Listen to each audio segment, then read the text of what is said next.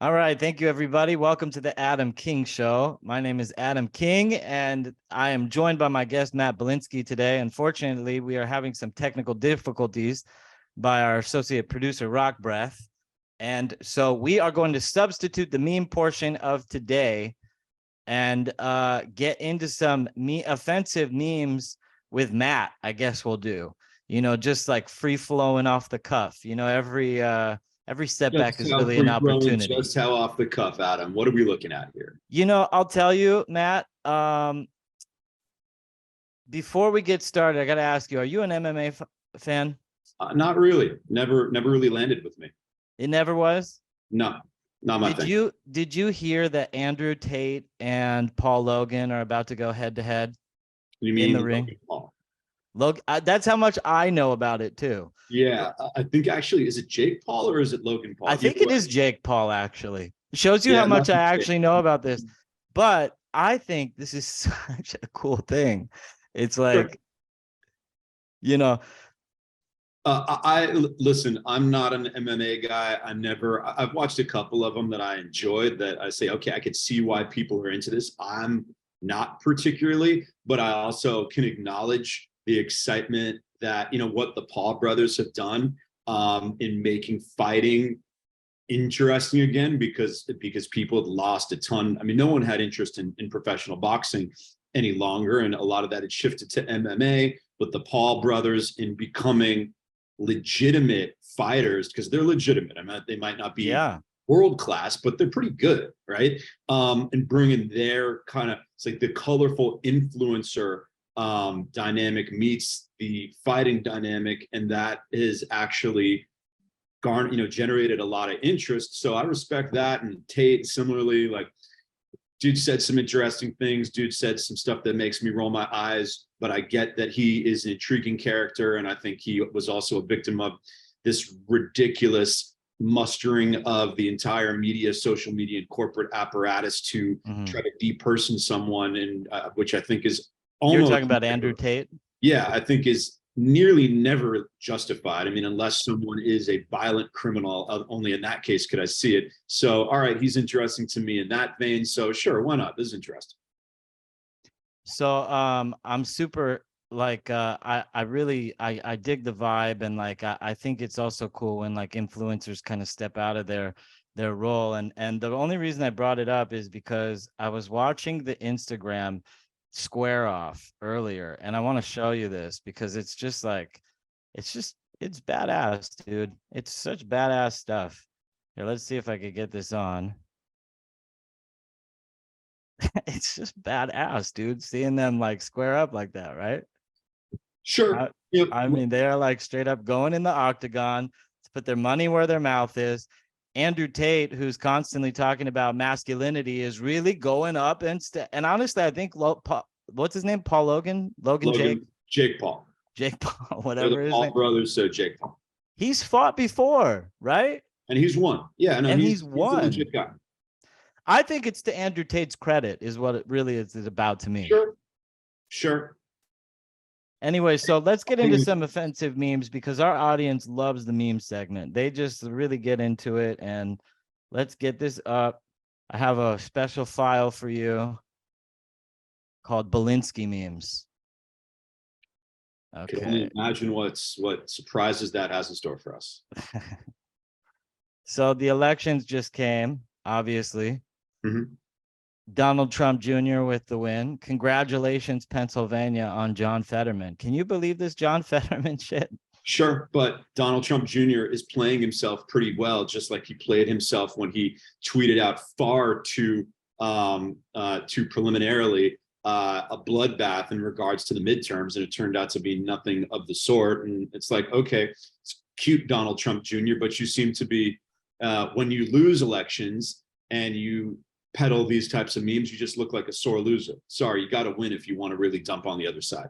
All right, well, let's talk about it. Let's just jump straight into the real subject of today. Is there voter fraud going on in this country?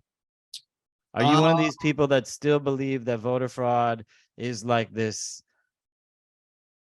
taboo, rarely occurring thing? It matters what you consider to be fraud, right?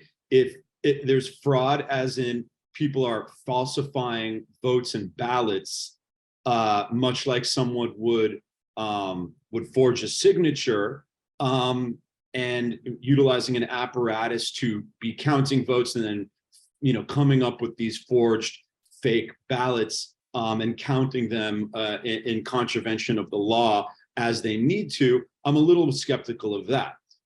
Is there manipulation of rules and ballot collection in terms of ballot harvesting? Absolutely. What do you think about Arizona? Have you been paying attention? Yeah. Paying attention. Yeah, I'm paying attention. And I also know some Democrats don't have to show up to debate.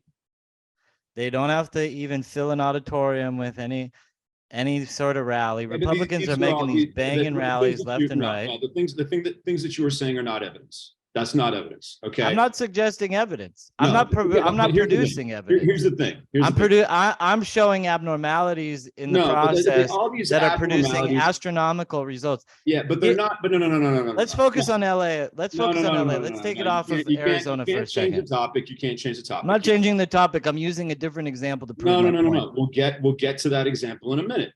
Okay.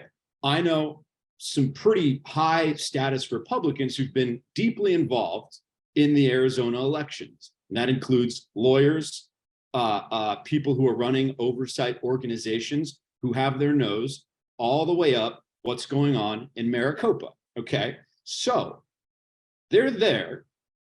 Then you have to assume, you have to believe that there is voter fraud, right? Not as opposed to manipulation and unethical end arounds some rules that are not good rules. That's a slightly different. Well, Maricopa County, there's both.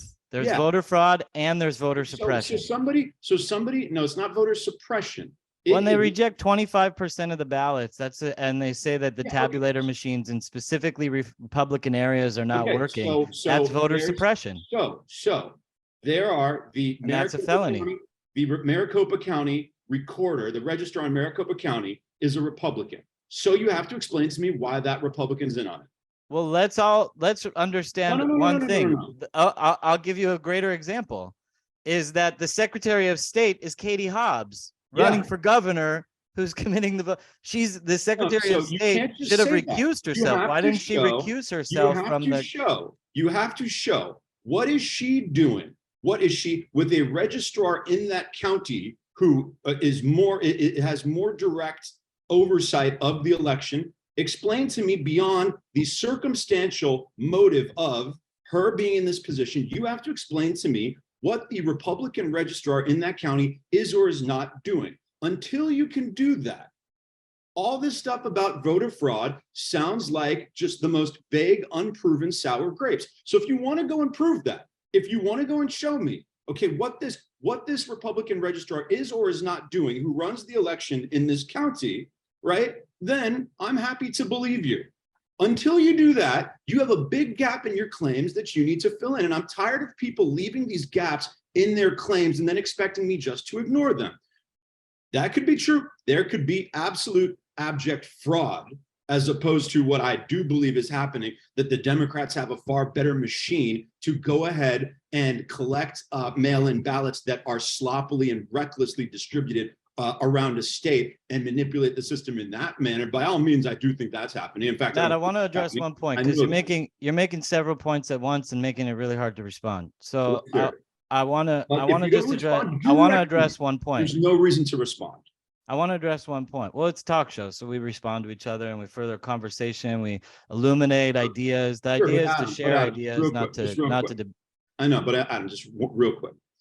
If you continue with a direct question, and this is not you, this is a lot of people, and this is where this conversation so often does not go anywhere. When people suggest, and you say we're building a case, and everyone say this isn't a criminal courtroom. Well, if you want to build a case for anything, even rhetorically, you have to treat it like a courtroom. Okay, so when someone says there's a gap in the logic or a big gap in the evidentiary record in making this claim, you can't just divert from it, okay? And the libs do this, Republicans do this. So if there is a claim that is required to be filled in for a claim to be deemed accurate, I just don't see the point of people keep on diverting. Okay, we get it. We get it. You don't like it when people can say there's voter fraud. Now I'm going to address your claim. You made like 4 or 5 claims. You know, I know for our audience, I'd like to let everybody know that Matt is a lawyer, and this is the type of behavior you want in hiring a good lawyer, someone who will talk over everybody if they have to and just steamroll their way to the finish line. But for scholarly topics about, you know, voter fraud and stuff like this, we have a problem in our country, and the country is actually people like you. And I'll tell you why. It's because, like, you take this position, you don't even want to hear the word voter fraud unless people come with substantial evidence. Let me ask you a question. Did you see Dinesh D'Souza's? No, I don't want to hear anything without substantial evidence. Did you hear? You have to, Matt. You go out with a girl. She's going to give you substantial evidence when you're talking to some girl that you're going out on a date with. No, you like, what do you do? Oh, I'm a doctor. Yeah, because he's not coming up and saying I'm a phlebotomist. You know what I mean? It's like, yeah, you gotta let there be some room for a conversation here. No, if you're making a claim, here's the thing: when you make your claims, I'm trying my best to let you. I'm trying my best to let you say your whole point. When I make my claims, getting like I'm better than normal. I mean, I'm getting like 20, 25 words in, but then you're kind of like storming over. Voter fraud. Let me finish my point, please. It's not at all what I said. Okay, let me finish my point, please, and then we'll move on to a different subject. Sure. The claim that I have to provide substantiated proof in order to just get you to admit that there is vast irregularities that are happening in the election is where the problem is, because just the illumination of such irregularities should have a good man like you saying, wow, this really needs to be investigated. It's not Adam King's job to provide Matt Bilinksy with all this evidence. It's us as Americans, our responsibility to say, hey, something funky is clearly going down in front of everybody. We don't know what it is. They did come out. I don't know if you saw the movie Dinesh D'Souza. I actually hosted Dinesh D'Souza the night before his theatrical release. I got to do a show with Dinesh about 2,000 Mules. Did you happen to see 2,000 Mules? I saw a little bit of it. So basically 2,000 Mules. It was amazing that Dinesh gave us the night before his movie release. 2,000 Mules, essentially they follow they geo-track specific phone numbers to specific Dropbox locations and ping the same phone number going on this a route in the 5 battleground states. And they say the movie's titled 2,000 Mules because all it took was 2,000 phone numbers worth of dumping, and they calculated the ballots, and they even have video footage of the same person coming at multiple times, dumping at specific ballot boxes, exactly when the geospatial tracking on the cell phones tracks them going from Dropbox to Dropbox, also stopping off at several nonprofit Democrat headquarters. And this is the movie. I encourage you and all my listeners to watch. I haven't watched the entire movie, so I can't imagine. I can't imagine it's going to be a productive use of our time to go over that. However, if you want to actually use that as evidence, once again, it's not that hard. It's not that hard to prove through an election audit, of which there were numerous ones, that the votes that were eventually tallied either tracked back to people who were living in the state and validly registered or not. Okay. So if they were validly registered, you can, through an audit, which they were allowed to do, and track back the people. And this was a person who was alive, a registered voter, and they filled in their ballot and signed it. And if they signed it, is there reason to believe or not believe that the signature was proper? This is all doable stuff. So if all you have is the geotagging, then you don't have much, because you have to continue with building the evidentiary record. And if you do, and by all means, with mail-in voting, there's a lot, absolutely, there's a lot of reason for suspicion. So you're basically saying that people shouldn't even be alarmed. They shouldn't even care until one person comes up and stands on a soapbox and says, here's the evidence, I got the evidence. No. I literally just said, and yet you didn't even watch 2,000 Mules. No, I literally just said the opposite, because I literally said, if you're saying, I'm saying that you should just throw your hands up and say there's no irregularities. I'm literally saying that irregularities are suspicious, as is mail-in voting, and need to be followed up and need to be investigated and an evidentiary record built. I literally said the exact opposite of what you accused me of saying. So I want to pivot and go to LA elections. Let's do it. Karen Bass obviously comes out of nowhere. She didn't come out of nowhere. She was up. Well, Rick Caruso was up for the whole week. Yes, Rick Caruso had a Caruso was up. commanding lead. He had a commanding lead from, And then slowly, as the elections get extended, Karen Bass keeps getting up and up and up and up. Finally, she surpasses him by 5,000 votes. And then they're like, oh, the election's over. Karen Bass is the winner. No, they didn't do that. I mean, I literally. All right, so what did they do? Because from my perspective, that's what it looks like. That's what it looks like they did. But see, here's your problem, is that you're not doing any investigation past these surface trends and whatnot to understand. I literally speak with Rick Caruso's campaign manager, okay? And who happens to be a little Are bit they closer saying anything about voter fraud? Are they suspicious no, about? They're saying exactly what I said. It is ballot harvesting. The Democrats absolutely 1,000% engage in bullshit Mickey Mouse ballot harvesting, Right. to emphasize the collection of ballots over same day in-person votes, which is how it should be same person in person same day votes. That's how it should be. That's how it should be.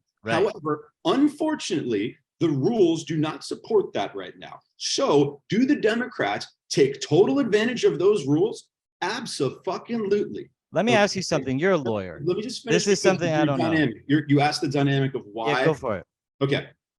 The people who voted day of in person absolutely favored Rick, as expected. People who mailed in their ballots earlier in the cycle, which was the next batch, which is the batch that has taken Karen ahead of Rick in the race, were expected to be pro Karen because more progressives vote via mail, which is obviously the less valid. You and I know it's less valid. However, the rules still allow for it. So absolutely 1,000%. They are gaming the system and taking advantage of the rules. Once again, unfortunately, those are the rules. And you want to know how I know? Because Rick is not unaware of this. Rick Caruso just spent $100 million on this election. Do you think? Well, that's what I was going to bring up next. Was actually, I'm very impressed that you know that, because that's an impressive amount of money to spend on a mayoralship compared to her. Here's what we're going to find out over this next week. Okay, Rick. When he lost in June, when he was way ahead at the end of counting the in-person votes. Right, I remember the primaries, and the votes kept coming in and coming in, and then finally she won, and they're like, "Oh, that's all the votes." Yeah, it is all the votes. You know why? Because the local Democratic Party is very good at ballot harvesting and going around and trying to collect ballots from low propensity. You don't think voters. that it's that there's more voter fraud in Democrat versus Democrat races than there are versus Democrat versus Republican races? There's voter that's too broad. I'm telling you exactly how it works. They literally go around and collect ballots from apartment buildings and centers and homeless encampments. And so you know what Rick did? Right. They do the homeless encampments. Yeah. So you're saying fraud. I'm telling you exactly what happens that you are suspicious of. Okay. So maybe listen. All right. So then you don't think it's a combination of all of the above with the extra cheat in there? There could be. But once again, the idea that this is something that is not that you cannot reveal. Who do you think Rick's campaign manager is? Do you think he got a Republican? I don't know who he is. He got a Democrat. Okay. He ran as a Democrat, I imagine. Yeah. So but she's like a part of the machine, dude. She's she was chosen by what's her name? Wilson. What's her name? Congresswoman Wilson. Sure. So Rick, in response to that, admitted after June, he'd admit to not in the press, oh shit, I didn't know about ballot harvesting. I'm going to have to go and fight ballot harvesting pound for pound. So what we're going to find out this next week, did Rick game the system better than they did, or did they game the system better than he did? Because he went and he put up a totally technically legal ballot harvesting operation. And those votes get dropped off day of, and those are the votes that are going to be counted this week. So what we're going to find out this week, did he ballot harvest better than they did? See, I know that this is like a conversation that's going around America. I watch an insane amount of talk shows on Republican talk shows.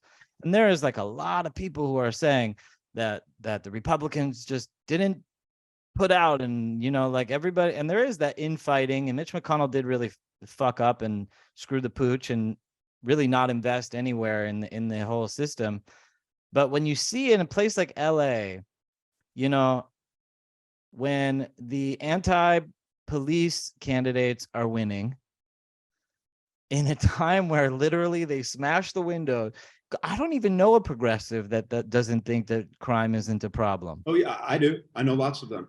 Progressives in LA that think that crime is not a problem. Yes, that's impressive. Can you get one of Yeah, those Adam, on my show? Adam, I want to meet like one of those. This is a cold reality I'm going to have to work. You're going to have to wake up to. You think that there has to be fraud because there's no way that the voter base could actually be this stupid. I'm sorry to break it to you. They are. I know that's an unfortunate and demoralizing reality to accept. If you had any idea how many people in this city, they don't hang out where you hang out. They're not in your social groups. They do not believe that the current progressives that run LA bear any responsibility. I know a ton of Democrats, man. I know like a ton of Democrat leadership. I'm all over the city. Yeah. You do not. You know the leadership. You're right. I don't know the pink-haired Pussy Riot. Yeah. You don't know. Protest. You don't know. Here's who you don't know. I don't know those people. Yeah, you don't know. I don't know the gender pronoun queers. Well, unfortunately, they exist, and there's more than a couple of them here. I'm sorry to break it to you. That's true. Yeah, that's a very valid point. Yes, and until I'm sorry, I'm not trying to go after you personally. This is why God probably ended up destroying Sodom and Gomorrah. Yeah, because there was really stupid people that lived there. Your perspective is unfortunately skewed because you are unwilling to accept that there are people who will stare at the facts as you know them to be true and completely disregard them entirely. That there are a massive, do you know how many women in LA are voting for mayor based purely on abortion, despite the fact that the mayor of LA? Okay, so that's a big deal. I know it sucks. It's unfortunate. They're like a single voting issue is abortion, and they don't even realize that Proposition 1 is really partial birth abortions. Regardless, it was so worded. Did you see it when you went in to vote? How they make abortion a constitutional amendment, but really, like, the bill is allowing for partial birth abortions, like the baby's coming out of the vagina, and they're like, I don't want it anymore. Let's kill it. How many people that voted do you think read the bill? Nobody. There you go. So stop disregarding stupidity as an explanation. Well, I think it's all of the above. I think that the campaign to dumb people down is a part of it. I think the monoculture university education system is a part of it, and it all bleeds into this kind of let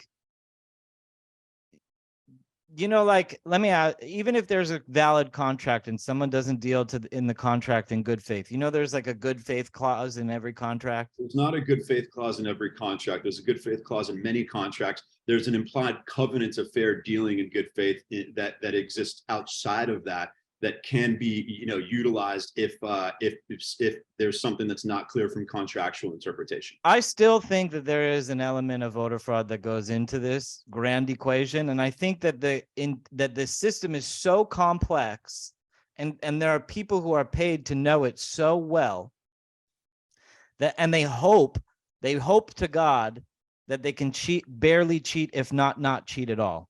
But when you have in that case in Arizona, but I do think in Arizona it's DAFCA cheating, and I think also Maricopa, because you remember when the new guy, I forget his name, the guy, it was 6 or 7 months ago, they had a special election, and he came in, the Republican guy that you were talking about, what was his name? He ended the investigations into Maricopa County. He pulled the plug on the investigations. He said it was budgetary issues why they were stopping. No, but it's not true. They did a full audit. They did multiple full audits. I'm not talking about the audit. I'm talking about the investigation. The audits happened before the elections were certified. I'm talking about the investigations that proceeded in Maricopa County for years afterwards. There was an audit of Arizona that was completed earlier this year in 2022. So by Arizona law, they have 5 days to report their findings. That it could be in terms They have of 5 days to report all their votes have to be reported 5 days after elections. And that's why they say that they have this right to go pull out. They But I mean, also, today is the 6th day. They also, for the 2020 election, they conducted an audit. Okay. It did not reveal the things that you claim would have been revealed in Arizona. Okay. Arizona is not some Democratic dominated state. Maricopa County is a Republican registrar. Okay. So once again, they could have missed something. There could be a reason that that audit did not turn out the way it was supposed to be. If you want to say that Donald Trump, for instance, lost Arizona because we're not on Donald Trump, but let's talk about this election. Okay, this election. There is a massive Harmeet Dillon, Carrie Lake, Katie Hobbs. Yeah. Okay. So and Blake Masters. I was shocked with the Blake Masters thing. I couldn't believe that. I don't. Once again, I don't know why you're shocked, because he polled very badly both in the polls and internally in the Republican Party. The reason that the Republican polled poorly with rhinos. Okay, this dude was filling stadiums with people. I don't know what to tell you, man. I know in the world that you want to live in, there wouldn't be any rhinos, but there are a lot. So there, you can just accept the reality that while Blake Masters, I got one for you.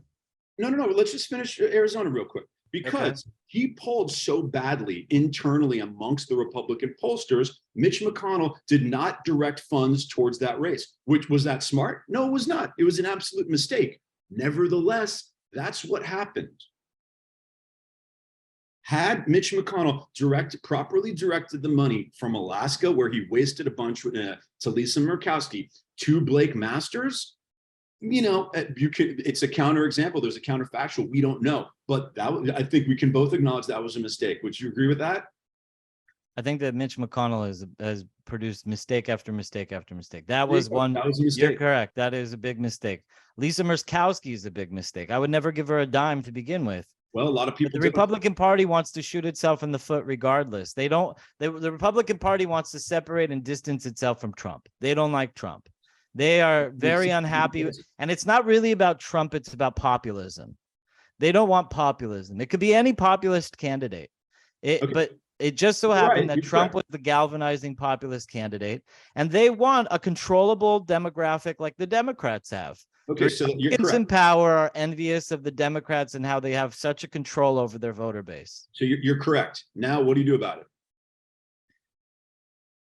Before we focus on that, I have one more topic on voter fraud that I want to bring up, and that's FTX. Are you familiar with all the FTX stuff going on? Yeah. So FTX for the voters, for the listeners, I have a basically is a cryptocurrency exchange, and they were pulling in billions and billions of dollars from all over. Anybody who, I actually invested heavily in crypto, never into FTX, but they put in billions and billions of dollars into it from their cryptos. And they were like skimming the top. But the real story that's breaking is that government was sending billions of dollars to Ukraine. The Ukrainian government was investing, taking a sovereign position in FTX. Because like countries do these sovereign positions in Bitcoin and stuff like that, like Venezuela and North Korea and all those countries. Those wonderful vacation spots, right?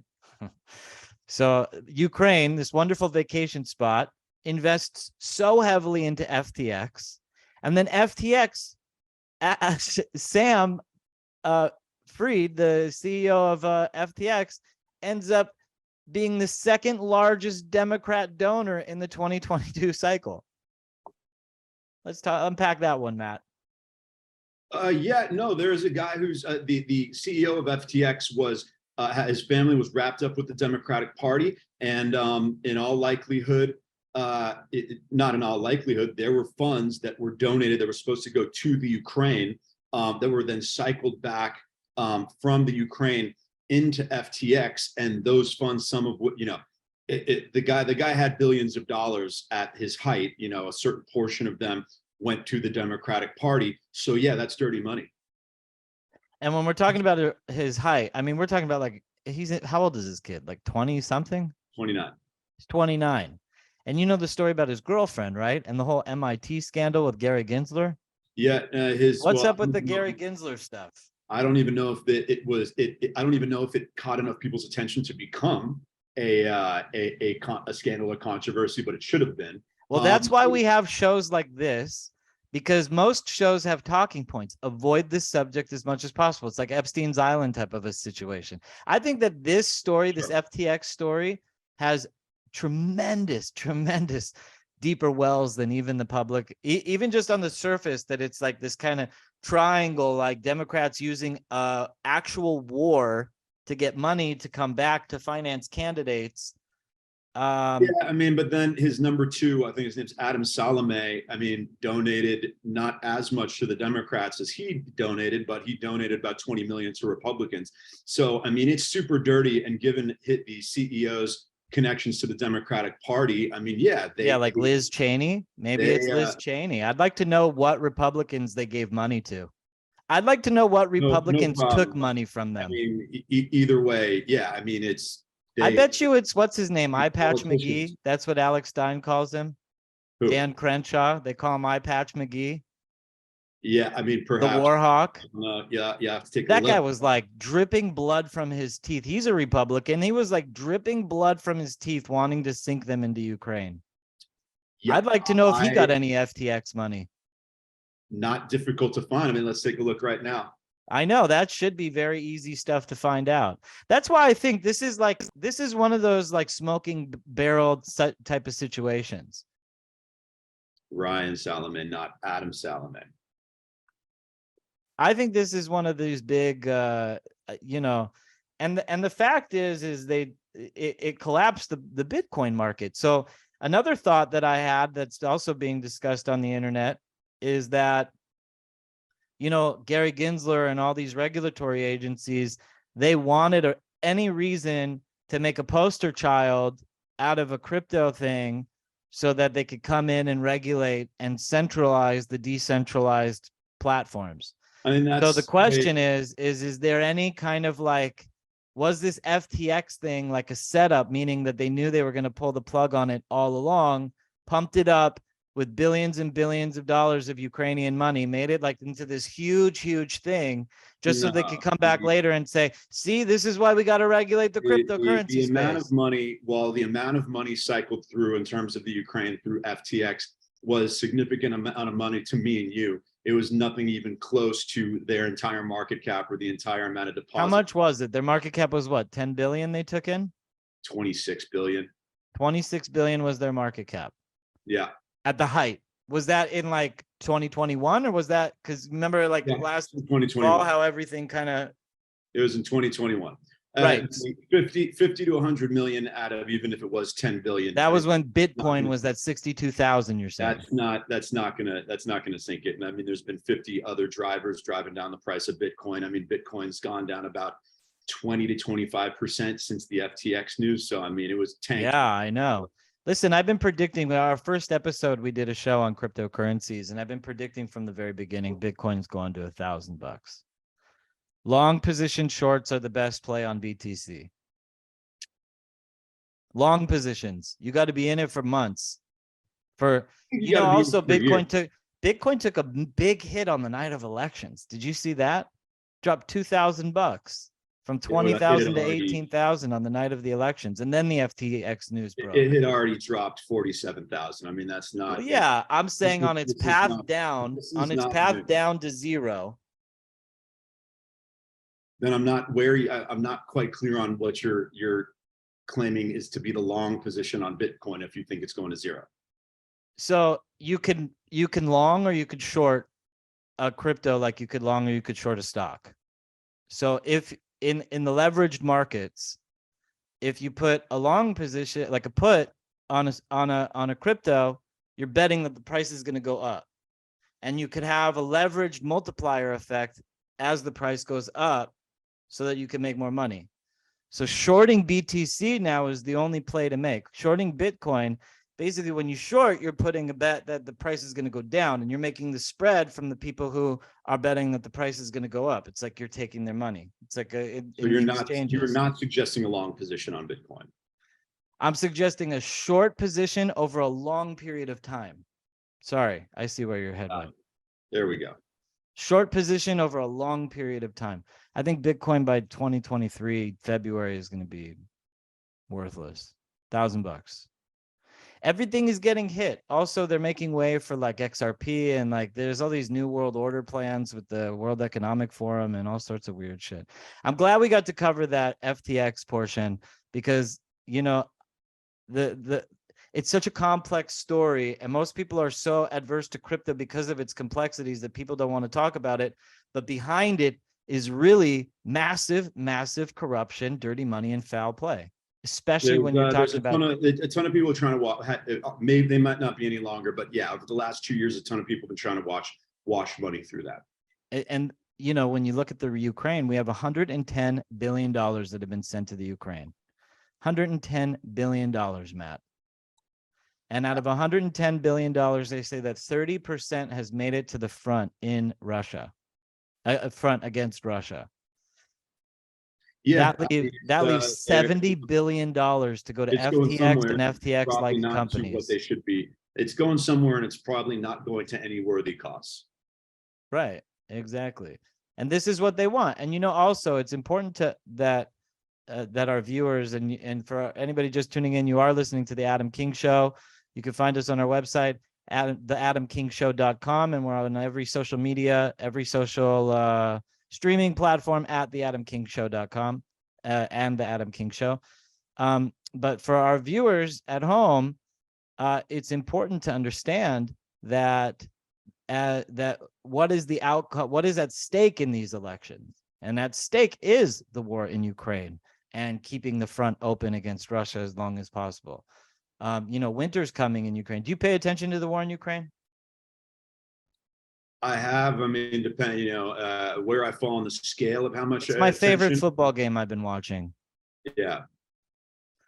And this is, I think, the real bubble, you know, and when it pops, you know, it could pop in several ways. I think that Zelensky could be killed by this winter. Winter's coming. There's no electricity. Putin's got 500,000 fresh troops ready to pour in, tons of money from Saudi Arabia and China with these oil deals that he's been closing left and right. This dude is like set to conquer. And when's that going to happen? What's that? When is or is that not going to happen? I imagine it's going to happen over winter. As soon the colder it gets in Ukraine, you know, like it gets so cold that if you punch somebody wrong, you could break your fist and shatter all the bones in your fist because it's so freezing. I've been to Ukraine 4 times. It's one of the coldest places I've ever been in my life. Why does that benefit Russia instead of the Ukraine? Well, Russia is just like, you know, sending these troops in, like they just like were sitting in their, you know, heated buildings, and then they go to the front. These Ukrainians have been on this cold front for a long time. Bitterness sets in, desperation sets in, people give up the fight, and Ukraine doesn't have the steam the way that Russia's got the steam. You know, Russia's got money, they got way better weaponry, they got 500,000 fresh troops, and Ukraine's exhausted, and they got no way to keep the lights on for the winter in their towns. It's going to be. And so that money and those weapons that were manifesting itself seemingly over the summer that all of a sudden did not yield the results over the past few months that they were expecting. What happened? What happened to the weapons? No, what happened? I mean, Russia's performance and Russia's advancements over the last few months have not been particularly strong. So what's been happening? I think Russia's been waiting for winter. They've just been playing the long game. They're strategizing. He's so smart. He doesn't need to end the war now. He can let this war go on for 5 years before he feels it. Ukraine is like, you see Zelensky on TV. He's like, I saw this meme. Let's see if I could find it really quick. It's really funny. It's from the last episode, I think. So it's probably in that folder, but it was the Powerball winner, and it's you know, it has the mustache, and it's pictures Zelensky's face with the mustache, and it says, you know, Vladimir Trotsky or something like that. And it's like, but that's where we're at, you know, that's where we're at with, you know, like he's so desperate for money and nobody's willing to give it to him, you know? Certainly seems, but well, wait, square the circle. You just got to talking about how so much of this money is being given to the Ukraine and cycled through that. Yet you're now saying that he's so desperate for money and nobody's giving it to him. So which one is it? Well, we just sent $400 million last week over there. And those are a lot different than the $400 million is a lot different than the $53 billion of payments that we were sending over for. There he is. Seems like a lot of money's been given. I don't know. I guess the claim that that nobody's been willing to give him money. I don't know about that claim. Well, $400 million in a war isn't going to buy you a lot, Matt. I mean, yeah, it's, in a silo, in addition to the 53 billion that we've given him before. It seems like we've given him. I'd like to know where all that money went. I'd like to know where. But I just, the claim that he needs money and nobody's giving it to him, I don't really see how that holds up. Did you see that Sean Penn went and gave him his Grammy? Yeah, Sean Penn's an idiot. That was so lame. He's like, after you win this, come and bring it back to me in Malibu. Yeah, Sean Penn's a retard. Yeah, dude. Exactly. Which other elections do you think were interesting this year? What's that? Which other elections do you think were interesting this year? Well, I was very involved in the Mastriano campaign. He came on my show twice, Doug Mastriano. And I got to tell you, man, I had some harsh words for the campaign after they lost. It's hard for me, it's hard for me. I'll tell you something. It's hard for me being so intimate with the Mastriano campaign. I know that there's fraud in Pennsylvania, but it's hard for me to be like, hey, it's not because of just fraud. Like if he just showed up, I'll tell you, who Maj Tour is? Heard the name, but I don't. The head of Black Guns Matter. Okay.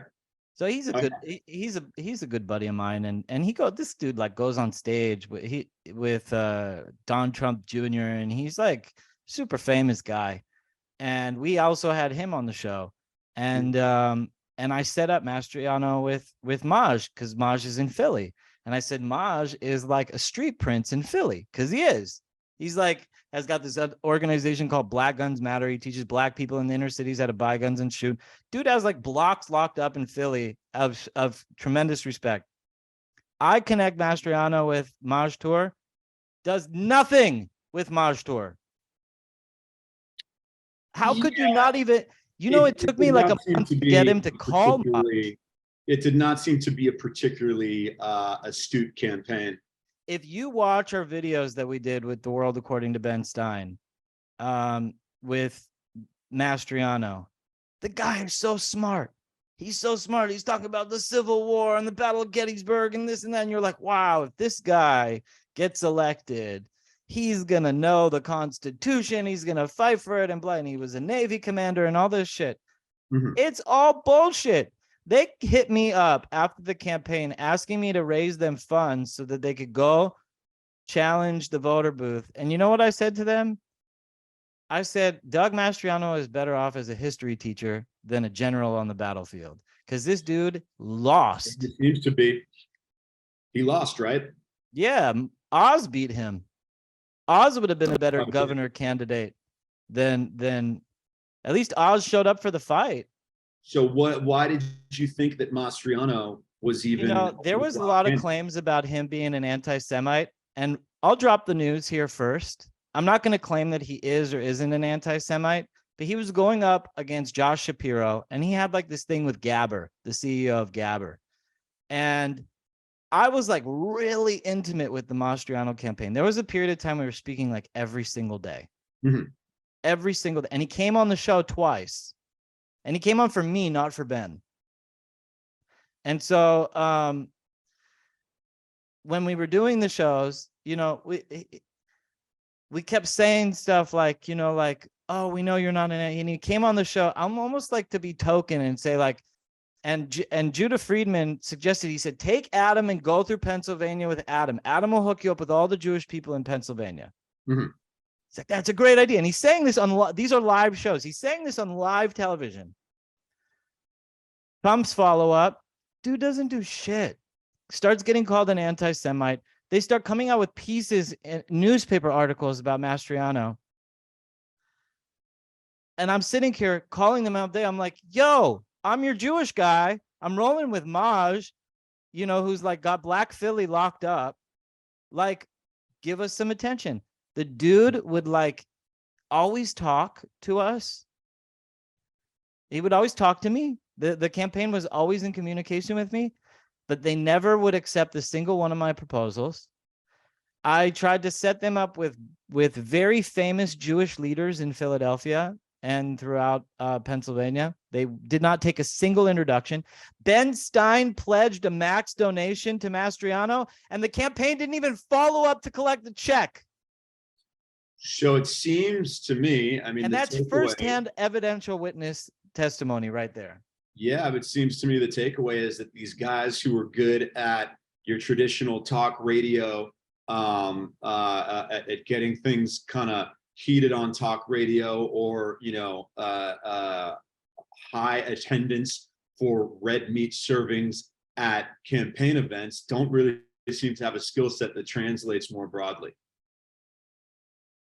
He was also like a career veteran, and to his service, it's amazing that he stood in this in the battle so long, and that he was in the service for so long. I thank him for his service, but like, I didn't even go into this military. I read Sun Tzu's Art of War, and it's like,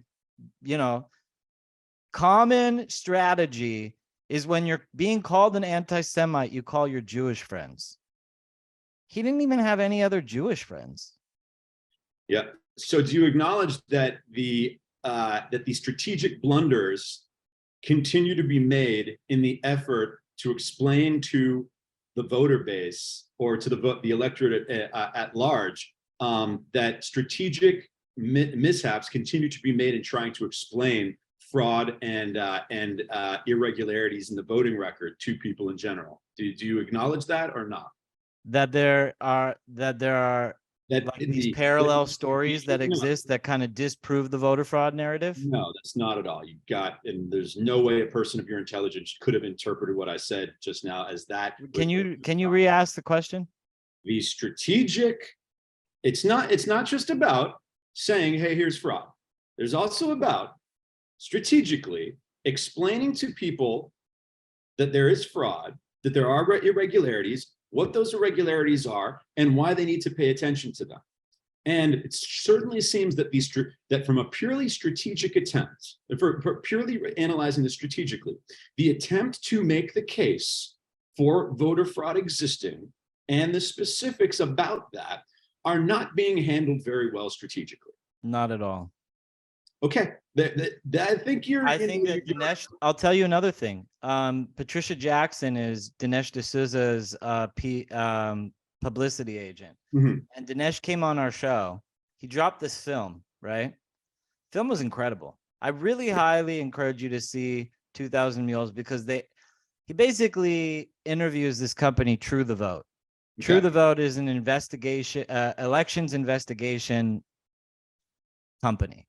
Mm-hmm. They use their geo-tracking evidence to solve murders and to solve all sorts of things. And they say that their proprietary technology should be applicable to elections by tracing these mules who go from and are dumping these ballot harvests or these fake ballots or whatever. And some of them were driving, they caught them driving from Pennsylvania to New Jersey and back and forth multiple times a day on the same bridge.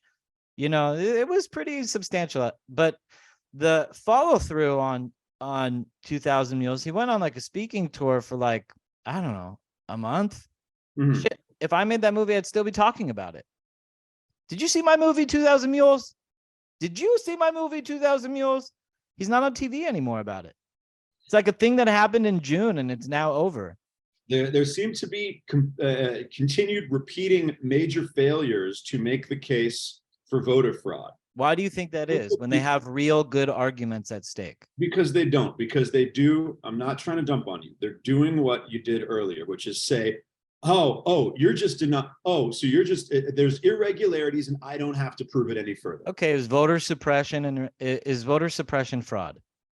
Which type of voter suppression? There's many different types. Turning people away from the voter booth. That's it's breaking the law, right? Okay, 25% of the people in Maricopa County were turned away from the voter booth. Yeah. So that's fraud. You go what? Why were they turned away? Based on what? So there was so I read a study about it. There was these paper ballots. They were 20 inches long. Right before the elections, they shrunk the ballots to 19 inches long. Now, in other counties in the United States, they also changed the size of the ballots too. Like in Texas, in Clarkson County or something like this, they changed the size of the ballots. But they had additional because of this, they overcompensated and made sure they had extra ballots. So because they changed the size of the ballots so close to elections, it's like Democrats like to toe the line of gross negligence. No, but stick to the evidentiary record. Why were these people turned away? I'm asking. Because they ran out of ballots. Okay. And in another case, the printers ran out of ink to print the ballot on the ballots. Okay. So it's all these things where it's you didn't have ink in your cartridges the night before a federal election. No, these are and that's where gross negligence comes in, because a lot of Democrats use gross negligence we were just idiots leaving $86 billion worth of military equipment in Afghanistan. Yeah. We were just idiots. They kind of try to toe this line of gross negligence as a way to say that they weren't doing something illegal. Yeah, so someone who went and made a case and mustered a case because you can absolutely gather eyewitnesses. Okay, this isn't someone that operated in the shadows like ballot harvesting. You can go and get people who experienced this dynamic, who went to vote and weren't able to vote and didn't get to were not able to conduct their civic duty and exercise their constitutional rights to vote because there wasn't ink in the fucking printer, right? You can gather those people and you can interview them and you can muster that evidence, right? You can look into who was in charge of that. You can look into who was supposed to handle the voting equipment and what that person's failings or malfeasance was, right? Those are the types of things that persuade people. Mustering that case, mustering that evidence. The Donald Trump, hey, I won by a lot, shrieking on Twitter, convinces nobody. There were a bunch of irregularities. You don't just believe there's a coincidence. That argument, that trope, convinces nobody. You interview a person who went to vote and was unable to because the printer ran out of ink. That is persuasion. Right. So I actually, on election day, I was getting these videos left and right, and I was sharing them all on Instagram, and I got censored on Instagram. They took all the videos down. Mm-hmm. Instagram took every video down of this happening. And I got shadow banned. So now my posts are going to 2 to 3 people on Instagram, on my stories and all that stuff. And so now you have a very friendly party at another major social media platform named Elon Musk, who is now being very accommodating to arguments that on other platforms and even on Twitter previously, you got censored. Twitter is now becoming a place where is that your preferred social media? No, I have a bigger following on Instagram. Mm-hmm. But it's so censored. I've been shadow banned. It was very easy. I talked to my friend who's at Instagram and he said, oh yeah, a couple people reported you for bullying. I'll have them remove those strikes. All of a sudden I wasn't shadow banned anymore. You could sell that, dude. You could sell that access. It would. You could sell that like a blue. You could sell that like a blue verified check mark 5 years ago. I would have to sell it to the person who works at Facebook and Instagram would have to be on board with that. I think he's been more accommodating to me because he knows that I've been unfairly targeted by the content moderation team, as opposed to he agrees with me otherwise. Right. If you want to spread if the things that previously got you banned, whether it be information about the vaccine, about election irregularities, you now have a far more friendly voice at the top on Twitter in Elon Musk than you've ever had on any social media platform. That's true. Do you think he's going to bring back Donald Trump and all those people? I think he won't bring back Donald Trump because Trump has already communicated that he doesn't want it anyways. How could you do that though to a sitting president though? Like, wouldn't it just be like kind of like respect out of the office to like at least make an account for him and reserve it to say, hey, we're not here to ban a federal. I wouldn't be shocked. I wouldn't be I would not be shocked if Elon allows Trump to have his account back. However, I think there's a strong case that he won't, because Elon knows that he's going to take a lot of heat. Right. So if Trump has already said, I don't want it and screw you and I'm on Truth Social, then the cost benefit doesn't work out for Elon to take that heat to give an account back to a guy who already says he doesn't want to use it. Even though if he gave it back, Trump would use it. Trump wouldn't use it, but I think it would be for people like me, not just Trump, but also Alex Jones, Owen Schroyer, all those type of people. I would love to see, because then it would show people like me that he is coming here for free speech. He is coming to it's undeniable that he's going to be. It is undeniable that he already has been, and it's undeniable that he is going to be. He's definitely changed the conversation. I think things like FTX and stuff like that are breaking headway because there's more of an ability to talk about them. Well, you are not going to be able to. There's no way that you're going to stop the facts around the FTX thing. I mean, it's just all over in 50 different categories of Twitter communication funnel. In terms of will Elon Musk, in taking a major social media platform, and some might say the primary mode of communication where people get news, election information, where the political conversation is crafted, taking that platform and releasing it from the suffocating grasp of highly liberal and censorious employee base and putting it in the hands of Elon Musk, there's undoubtedly that is going to be helpful to conservatives and to Republicans. And I expect that to actually manifest itself at least a little bit by the next election. I don't think it's too soon for that to manifest itself. Are we fucked in the next 2 years?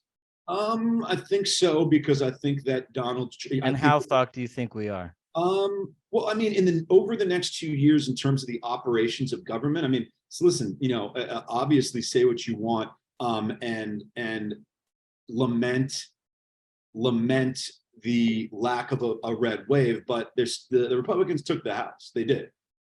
Okay. Well, we don't know. It hasn't been called yet. Even the people who would be qualified. Okay, let me ask you a question. If they announce Democrats took the House, then are you going to start saying, okay, no, I'm already suspicious. I just know that I'm already suspicious, but I just know that without actual hard evidence, if you don't have that, nobody takes you seriously, nor should you anyone. Yeah, but if we are suspicious, those of us who are suspicious can lean in and empower those who actually do want to do the footwork to get it done. No, that should have already happened.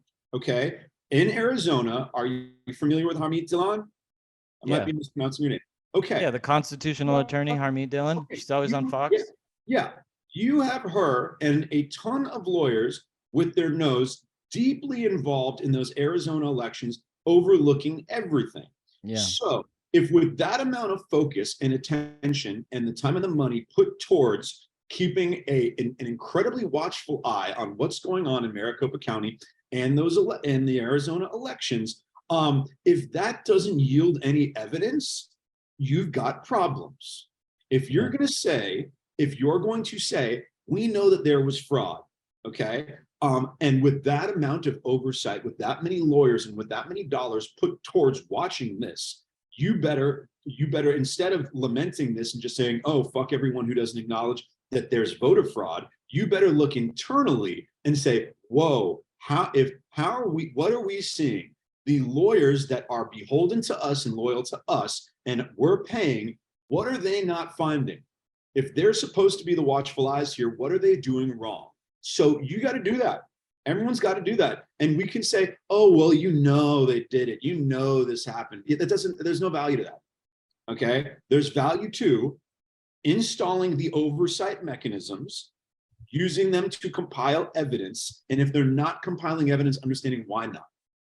Everything else is people just stroking each other off. Everything else is people masturbating each other about how we're so smart and we're getting fucked. That's my take.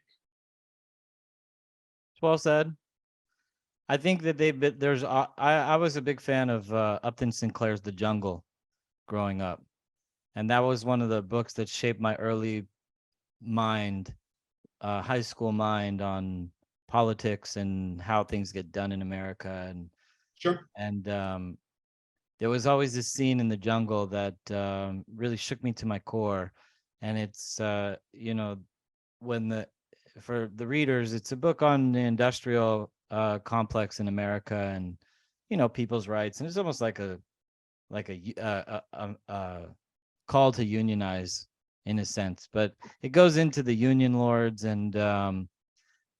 but there's a section in the book where it's election time, and like it goes extensively into how they stuff the ballots and in I think it was like 1929 or something like that the book came out, and they go extensively into like voter fraud of the 1920s, and you're like, wow, it's like so intricate in the book. And when I was younger and very impressionable, that really stuck with me. And so I think it only has become more sophisticated how people do cheat. I think that I think that in elections, for example, like they still mail mail-in ballots to every single American is like but they don't. They do that in certain states. They do that in certain states. In certain states that they need to lean specific ways. Okay. So first up, if you go and look at Arizona was Republican controlled for God knows how long. Okay. The current laws in Arizona around voting and why they emphasize mail-in voting were instituted under Republican governance. Okay. And it's because the McCain supporters, the McCain campaign wanted to be able to scoop ballots from elderly nursing home voters who it was tougher for them to get to the polls. Right. I do think in Arizona, we're fighting the ghost of John McCain. Sure. If those rules are now being used to your detriment, you got to figure out how and why.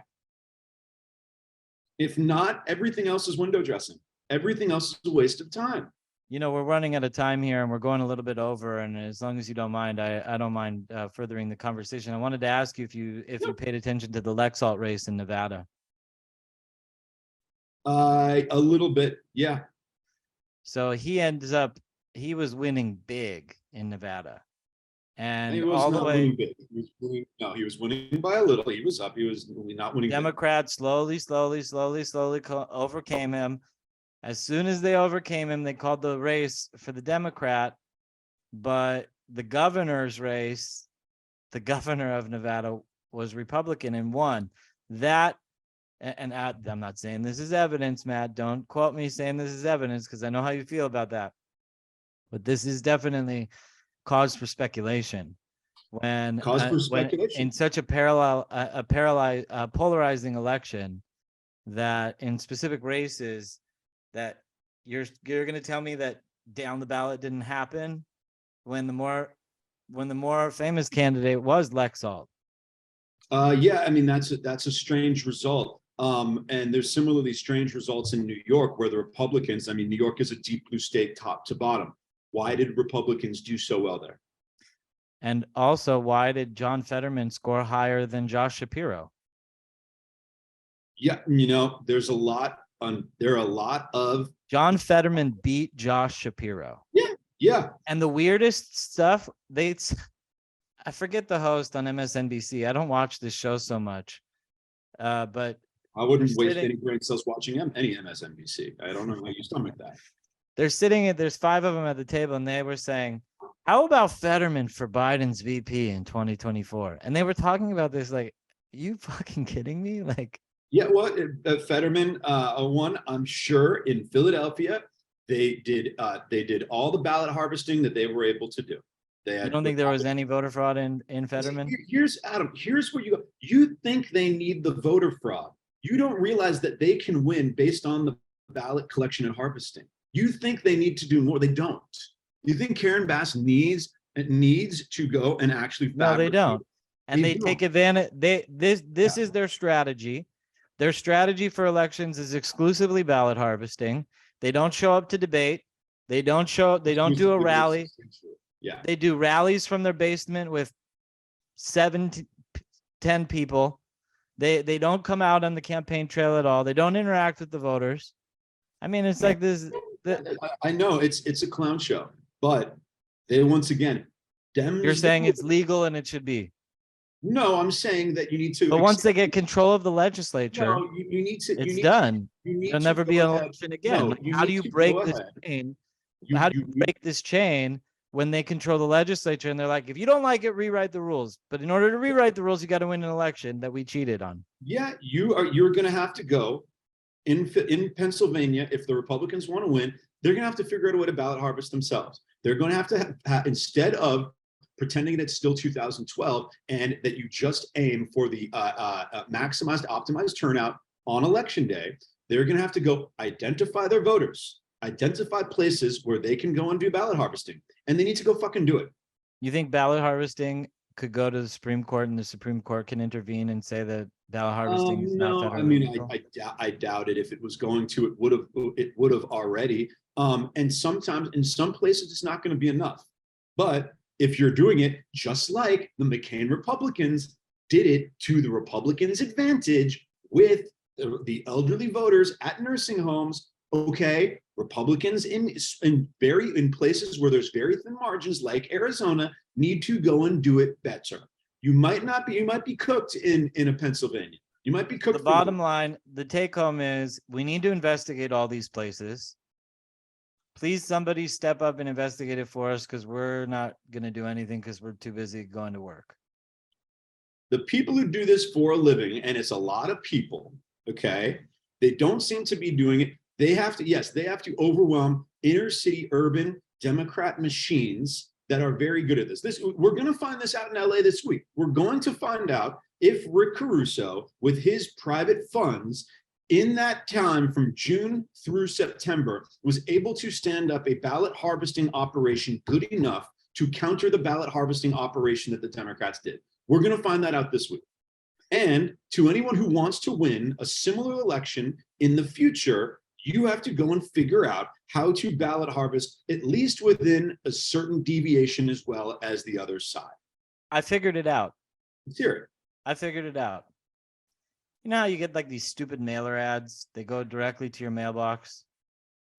You need to have a mailer ad, just a little flyer with a QR code that says, re-register to vote. Click this box if you want voter harvesting. I'm not entirely sure if that's legal or not, but possibly. They click the box. Well, if Republicans start doing that, you know damn well Democrats are going to come to the table and be like, we got to end this voter harvesting. This is not good. You know, you get Donald Trump to give a campaign speech and sit there and register people to vote and do voter harvesting right there at a campaign speech, and voter harvesting will be over in the United States in 10 seconds. That's probably the best plan that the Republicans have, is just to get Donald Trump behind voter harvesting. Yeah, you're not incorrect. They'll win because everybody will give them their votes, and Democrats will want to end voter harvesting. So it's a double win. There you go. That's the soundbite for our audience. Listen, this was a hot show. I want to lighten the mood with some memes before we call we call it because I got this funny one that I just got to put up on the screen. I just need my audience to see this meme. Here we go. My next song is called Please Don't Cut My Dick Off Because I Like the Color Pink. Wait, who is this? It's a kid.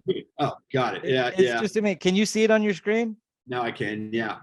It's that's unfortunately how things work these days. Some fucking, some little kid plays with the doll and all of a sudden time to take him to the gender dysphoria clinic.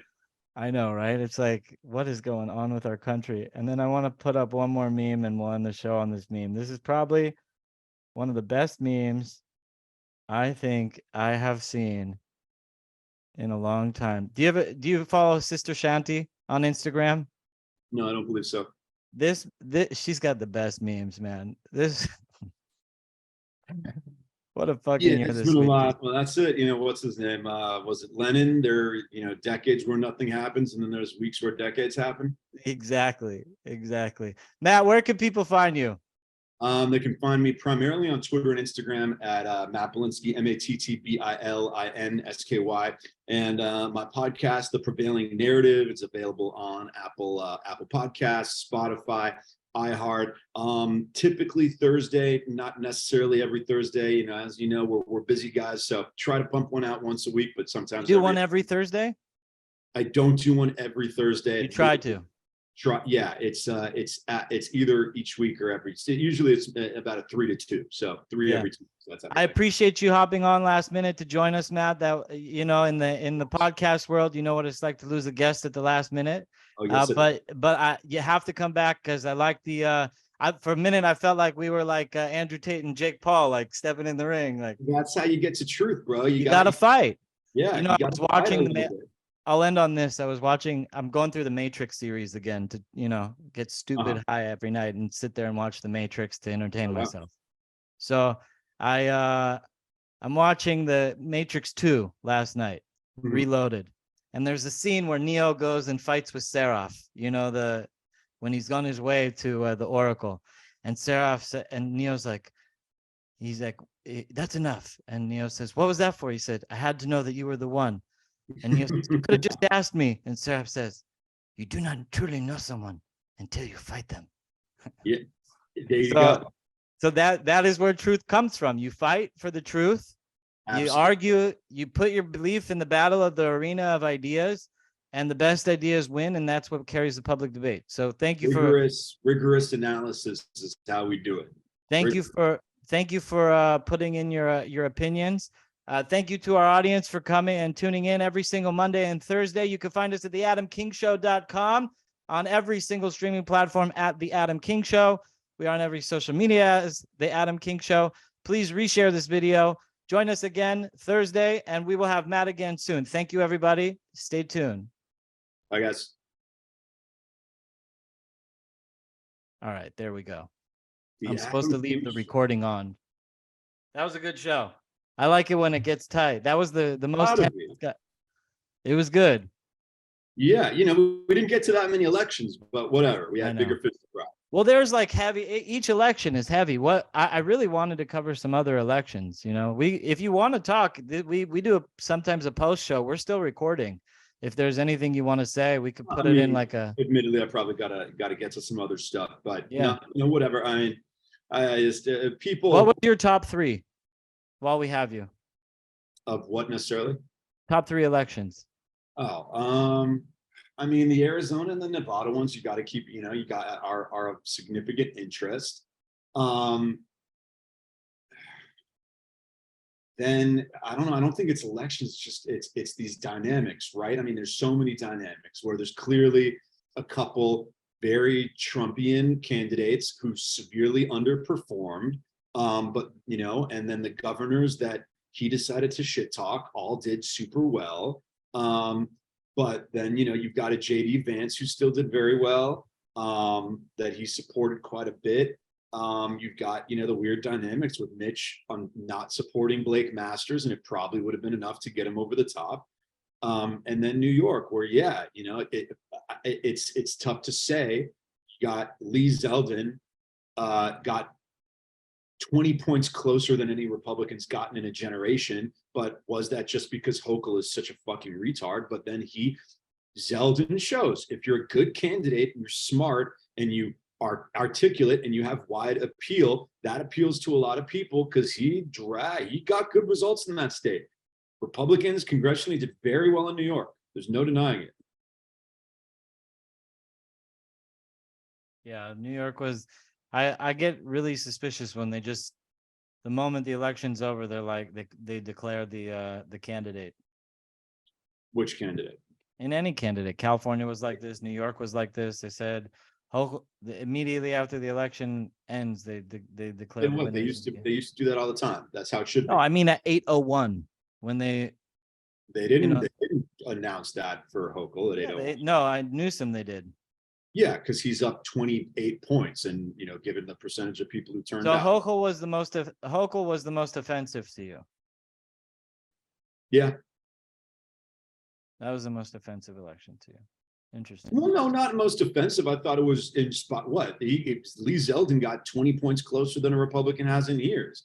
I mean, it just shows you that in that state, if you run, even in a blue state, if you run a good candidate who's not, we don't have a Lee Zeldin in California. We don't have his analog. So I heard this amazing thing on a podcast the other day. Democrats, they are so good at accepting anyone into their tent. If you join the Democrat tent, you could be pedophilia, tranny, anti-government, Black Lives Matter, everything under one tent.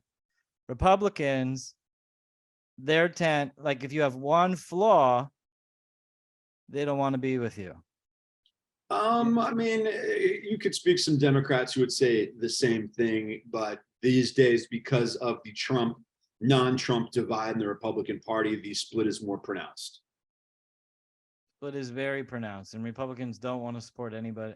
It's not Republicans, it's establishment versus the party. The party clearly is aligned with Donald Trump, without a doubt. I mean, DeSantis got such huge backlash for all these moves that he was making with donors. Like who? Backlash from who? From the, I'll tell you, Roger Stone, Alex Jones, Steve Bannon. From Trump people. So which people that are not in the it causes a divide. DeSantis went after the Romney donors. Okay, so once again, who that's not a Donald Trump layer one person got mad at DeSantis? Who is not a Donald Trump layer one person? Sean Hannity is not a layer one. Is in layer one. Who layer one? Which layer one person got mad at DeSantis? Well, that's what I'm saying. Trump's layer one is all the is.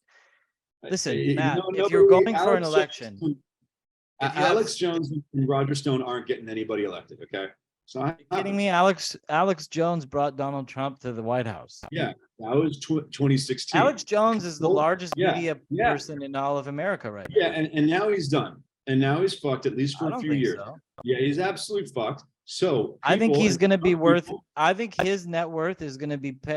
I don't know how it could be. I don't know how it could be.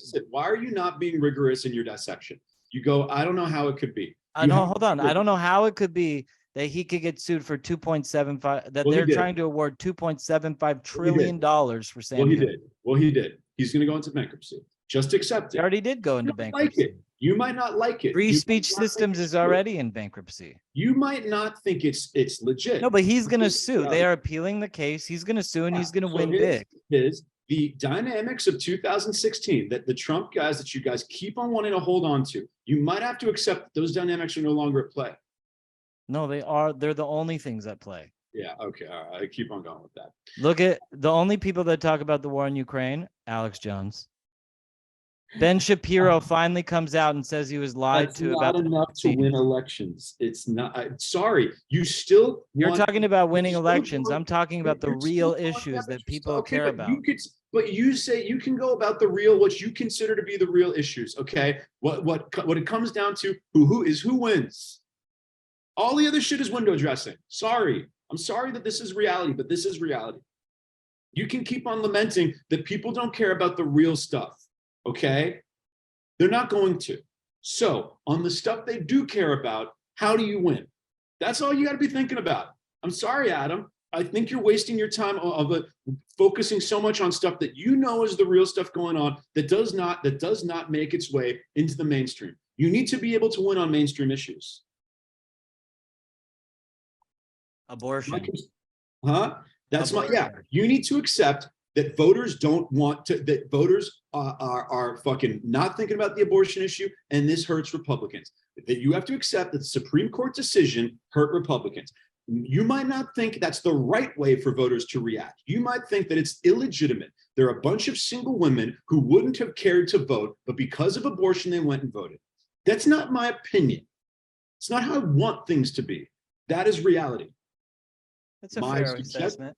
My suggestion is that you play, not being a dick here, you need to go a little bit more towards the playing field of what reality actually is, as opposed to here's how things actually are.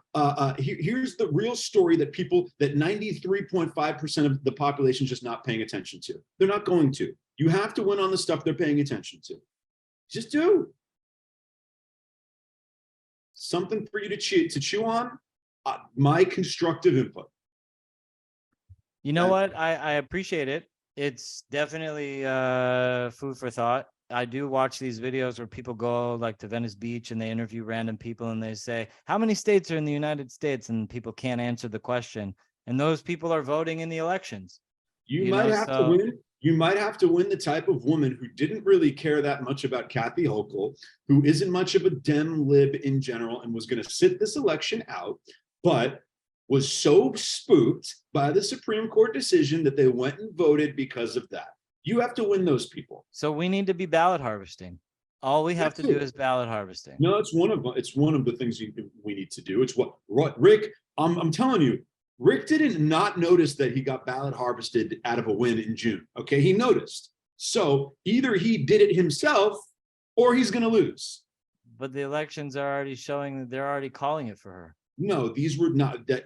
They're not calling it for her. Okay, there's 62% of the votes counted. This is the next batch is going to go to her. Okay, his campaign manager told me, he's like, yeah, the next 2-3 batches are going to go to her. Why can't they count all these in a day? I don't know what you want me to tell you. That once again, ain't how the world. I want the world to be. I get that, but how am I supposed to sit here and take anybody's word for it that I should have faith in these systems? You know, like city council races are still not called. City council races. Yeah, listen. There's like 150,000 votes to count. Why can't they just count them? Whatever they're doing, they're not going to be defrauded enough for Tracy Park to lose in Venice. She's going to win. Will they do it? Will they do it to Rick? What do you think about Luna? That's over? He crushed Villanueva. It is not even close. It's going to be a dark day for LA, man. If Rick doesn't pull it out, we're in trouble. He's the only. Would you leave LA? Not anytime soon, but it's not looking good. Tracy, I left LA. Did I tell you? No, where are you? I moved to Simi Valley. Yeah. I got a huge fucking house. I live by a farm. I'm farm to table. I've been farm to table since February. I'm living the life, dude. I can walk from my house to the equestrian center. Yeah, no, I get it. I got 1 o'clock. I got to get on, but let me know when this is out so I can tweet it. Give it some love. It'll be out in like 24 hours. Okay, cool. Let me know. All right. Thank you very much, Matt. Have a wonderful day. See you soon.